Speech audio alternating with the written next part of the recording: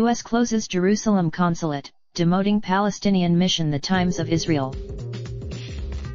The announcement from the State Department came early Monday in Jerusalem, the merger effective that day. This decision was driven by our global efforts to increase the efficiency and effectiveness of our diplomatic engagements and operations, State Department spokesman Robert Palladino said in a statement.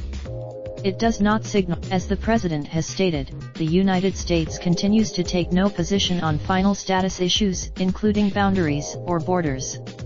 The specific press releases merger of U.S. Embassy Jerusalem and U.S. Consulate General Jerusalem. State Department.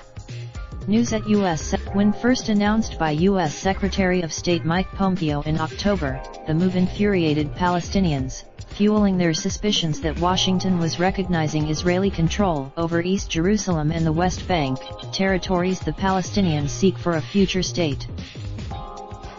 Palestinian official Saeb Erekat called the move the final nail in the coffin for the U.S. role in peacemaking. The downgrade is the latest in a string of divisive decisions by the Trump administration that have backed Israel and alienated the Palestinians, who say they have lost faith in the U.S. administration's role as a neutral arbiter in peace process.